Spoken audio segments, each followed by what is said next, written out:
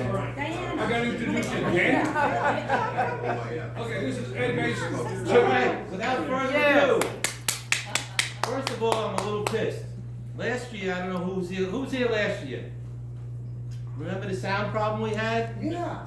He still has not fixed it. So I'm a little pissed and I was not gonna do the show, but I said, you know what? I made a commitment to my buddy Jim, so we'll continue the show. And I thank Jim for inviting me back, even after last year's performance. And Did it give you a raise? I was a little nervous last year, in case anyone who was here noticed. But this year I feel much more at home. In fact, I feel so much at home that I got yelled at for leaving the toilet seat up by Jimmy. I believe that. Now I have an I announcement. believe it. I have an announcement that I have to make, and it was just a last minute thing, so I have it written down. Let me see if I can find it.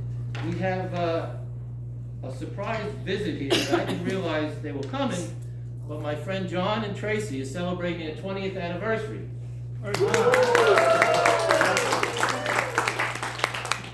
So they were telling me that they went out for dinner on their 20th anniversary, and on their way home, Tracy noticed that John had a little tear coming down his cheek. So she said, "Oh, that's so sweet that you're so sentimental about our 20th anniversary. Is that what you were thinking about?" He said, "No, not really." He says, "I was thinking about the time before we got married, when your father had the shotgun pointed at me and said if I didn't marry you, I was going to go to jail for 20 years. And I was just thinking, today I'd be a free man."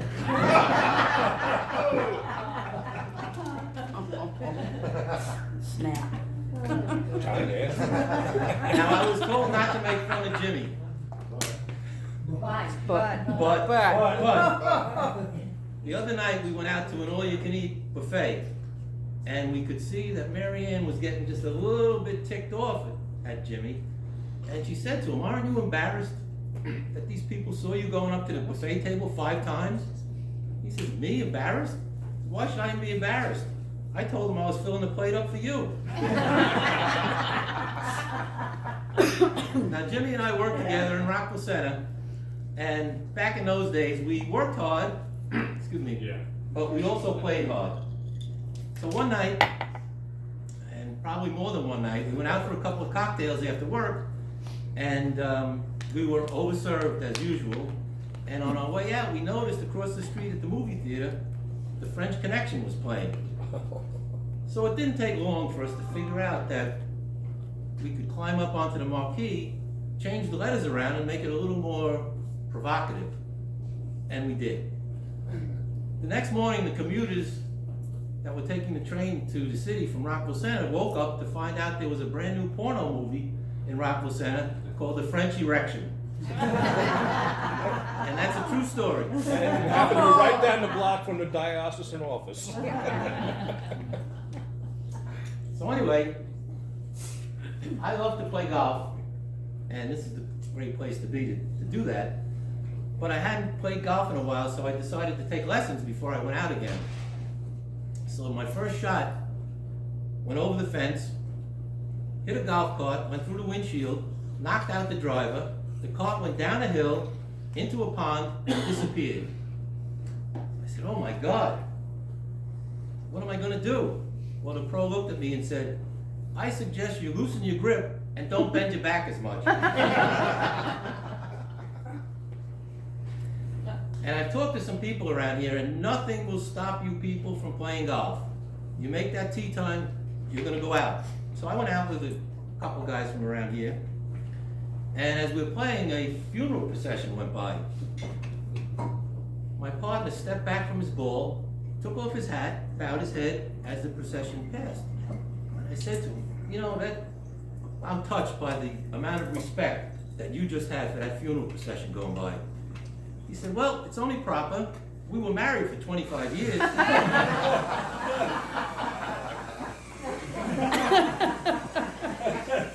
Now, there was this female physical therapist. I practiced that line about 16 times. A female physical therapist was on the tee on a par 3, and she took a tee shot and hit me as I was standing on the green. I fell to the ground, put my hand between my legs in pain. She came running down a hill and says, "Don't worry, I'm in the medical profession. I can make it feel better. I can make it comfortable." And with that, she pulled down my pants and started massaging my private parts. After a couple of minutes, she says, "Now, do you feel better?" I looked up and smiled and said, "Oh yeah, I feel much better. But your shot broke my thumb."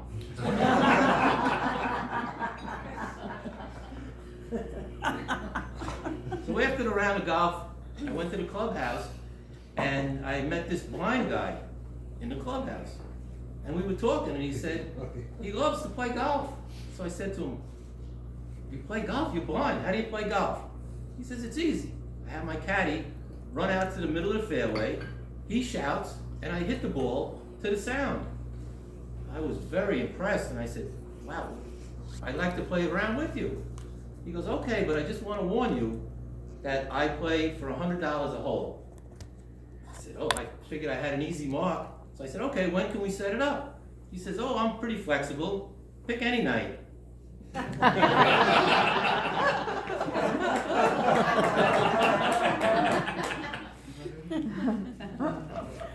Now, I like to walk around the villages when I come and visit Jimmy and Marianne, and I talk to a lot of people down in the squares, and it seems like the main topic around here is sex. I can't believe it. Every place I go, that's all they talk about is sex. I ran into this one guy in a bar. He told me his wife was so frigid that every time she opened her legs, a light came on. In that bar, there was a sign in the bar for food, and it said, "Cheese sandwich, $2, chicken sandwich, $3, hand job, $10. Hand job, $10. I see the barmaid down there. I called her over. I said, "Listen, are you the one who gives the hand job?" So she smiled and said, "Yep, that's me." I said, "Good. Go wash your hands and make me a chicken sandwich." So I go outside and I see this woman. She looks very sad, very distraught. We start talking, and she says she just buried her husband. And she missed him because every Sunday they would make love in time to the church bells. So I just shook my head and said, "You know what, maybe, he was just a little too old for that sort of thing." She said, "No way at all. If it wasn't for that ice cream truck, he'd still be alive today."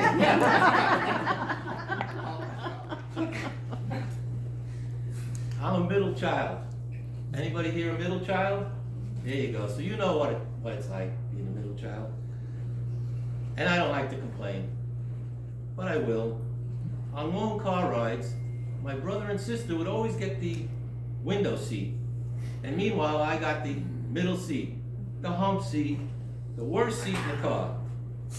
Well, on a long trip, we stopped at the rest stop, and my legs fell asleep from having them resting on my chin through the whole trip. So I get out, my legs finally wake up, I go to the bathroom, and I come back, they already left. And they didn't even realize that I was missing until they came back the next week and found me sitting on the curb waiting for them. Yeah, it was tough. Class trips. My mother and father always found the time to go on class trips with my brother and sister's class. But me, I came home with the permission slip, and you know the part where it says in case of emergency? They wrote, "Do not resuscitate."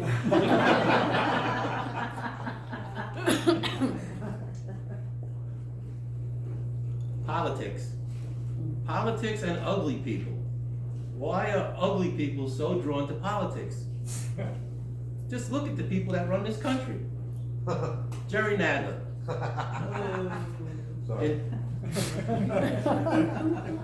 In the schoolyard, even the bullies wouldn't go up to Jerry and pick on him because they were afraid he would eat them. But if you notice, Jerry's lost a little weight since the 90s. He went on the Chinese food diet. That's the diet where they give you all the food you want, but only one chopstick. All right. Well, now he keeps a record of everything he eats. It's called a tie. And then there's Maxine Waters.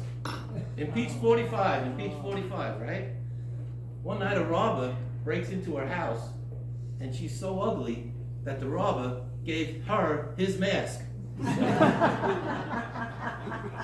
then there's Mitch McConnell, not the handsomest guy in the world. He goes to his therapist, and she has him lie down on the couch, face down. And of course, Nancy Pelosi. Nancy was late for a meeting with President Trump. She walks in and says, "I'm terribly sorry, Mr. President, but I was at the beauty parlor." So he looked at her and started laughing and said, "What happened? Was it closed?"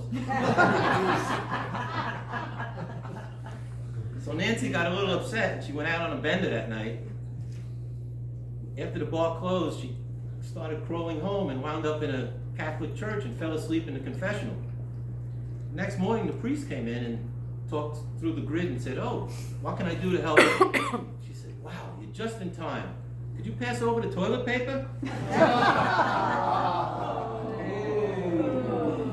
All right, interesting presidents.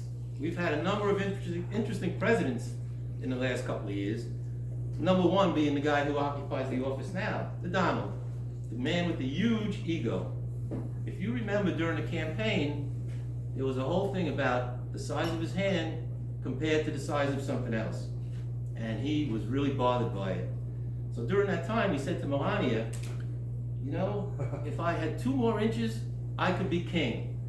Well, Melania said to him, "If you had 2 inches less, you could be queen."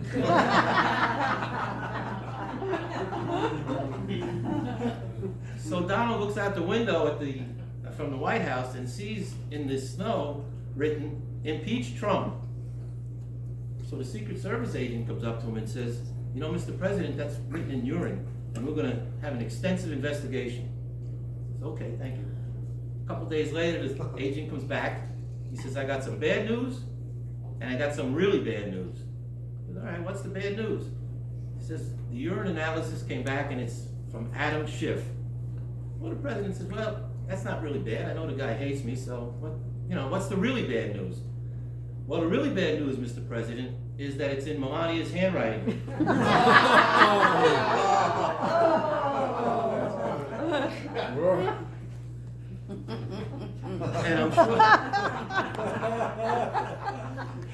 And I'm sure you heard about the fire at the George W. Bush Library.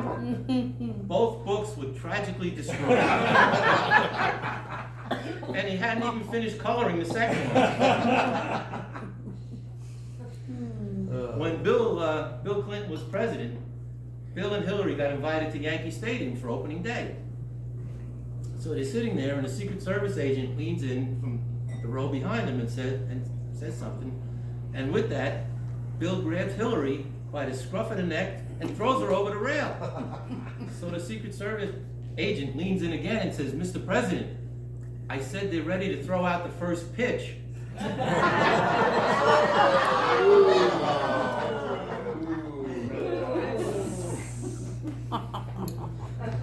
think I should quit. Go on. All right, so a lot of my friends have moved down here to Florida, and they tell me the usual stuff. They come down here for health reasons, for the golf, these nice little golf carts that you guys have around here. But you guys know that the reason they come down here is to get away from the grandkids so they don't have to babysit. And I get it. When my first granddaughter was born, my daughter asked me to babysit. I said, "Sure," but I was a little nervous because I hadn't changed the diaper in over 20 years. So she came and went on her way, and the inevitable happened, and I had to change that diaper. And it was a messy one. And I thought I did a pretty good job. My daughter came back, she took the baby into the back room to get her ready to go home, and she shouted from the back room, "Dad, are you missing anything?" I said, "What?" She said, "Dad, are you missing anything? I think I just found your hearing aid."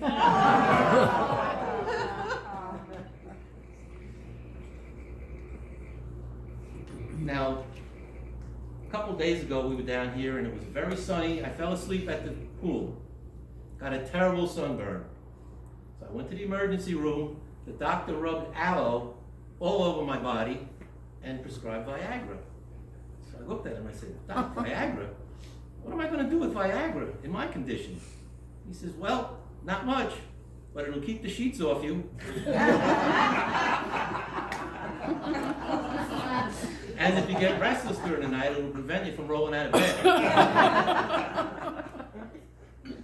Oh, man. So I overheard these two old guys talking, and the one guy said to the other one, honestly, you're 72 years old, how do you feel? Honestly, how do you feel? So the guy looked at him and said, honestly, I feel like a newborn baby. I have no hair, no teeth, and I just shit myself. So this old woman and this old man in the nursing home are sitting there talking, and the woman says to the guy, I can guess your age. He says, no way, there's no way you can guess my age, but go ahead and try. So she pulls his pants down, looks at his ass for a couple minutes, and says, 84. He says, that's amazing, how did you do that? So she looks at him and laughs and says, you told me yesterday.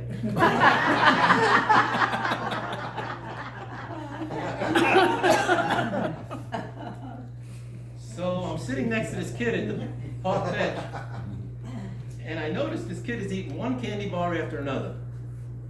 After 6 of them, I couldn't keep my mouth shut. So I said to him, son, eating all those candy bars is not good for you. It'll rot your teeth, give you acne, and make you fat. He says, my grandfather lived to 107. I said, oh yeah? Well, did your grandfather eat that much candy in one sitting? He said, no, but he minded his own fucking business. Now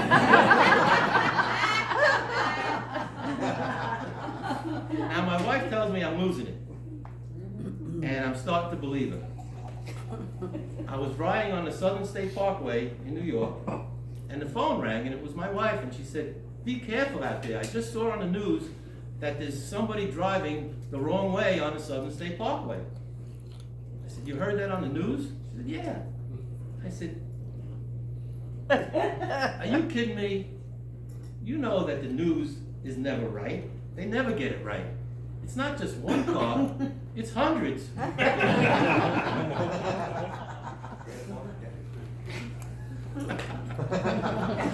Thanks for the explanation.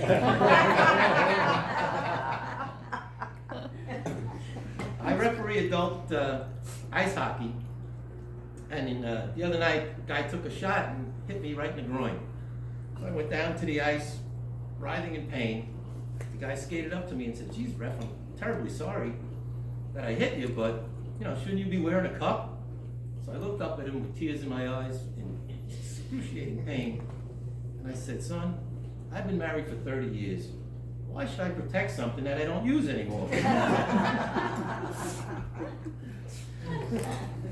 And what's up with these comfort animals? Everybody who was here last year, you remember some of these. Or you don't. So my neighbor Joe is out walking his comfort dog in a stroller past my house. So I go out and I say, Joe, are you kidding? A comfort dog? He says, that's not a comfort dog, you idiot. That's my grandson. So on the flight down here, this woman next to me takes this huge cat out of her carry-on bag. I immediately ring for the flight attendant. He shows up and I said, listen, I'm allergic to cats. He says, oh, well, okay, you're gonna have to move. I looked at him like, I'm gonna have to move? Why should I move? Why don't you move her and her cat? She says, okay, if you wanna be like that, I'm moving her to where I was gonna move you. First class.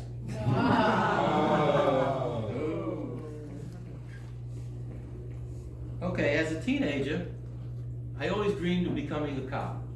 So naturally, my first job was at Dunkin' Donuts.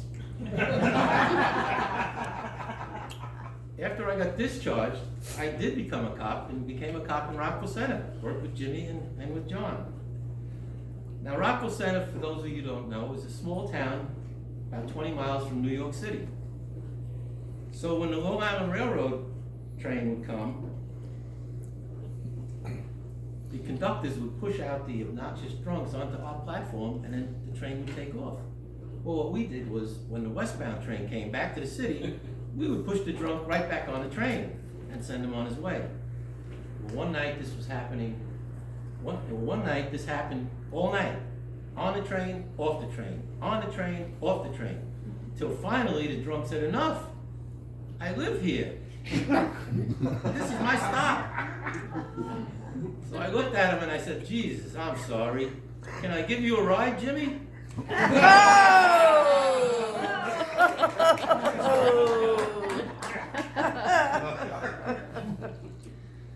All right, that just about wraps it up. And I'm just,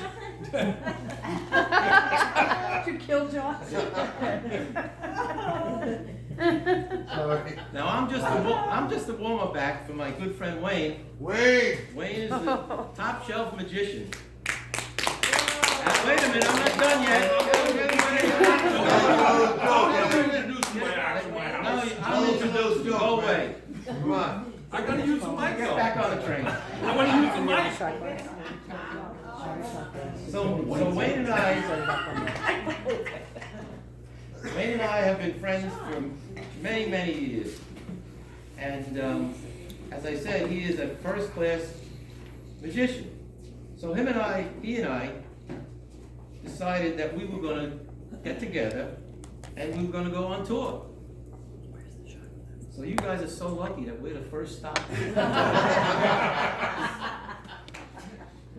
So we couldn't figure out a name for our tour, so we tried the Ed and Wayne Bold is Beautiful tour. I don't know if that, Like when it's sell. gets us out of the house so we don't drive our wives crazy tour. And the Everything Hurts tour. Oh, We decided we'll forget that. But Wayne, and forget that joke for the next time. But Wayne was doing a show the other night, and he performed an amazing feat of magic. And this guy in the audience said, "How did you do that?" So Wayne said, "Well, I could tell you, but then I'd have to kill you." So the guy thought for a moment and said, "All right, don't tell me. Tell my wife." With that, I bring on Wayne, and you're going to be amazed by his magic.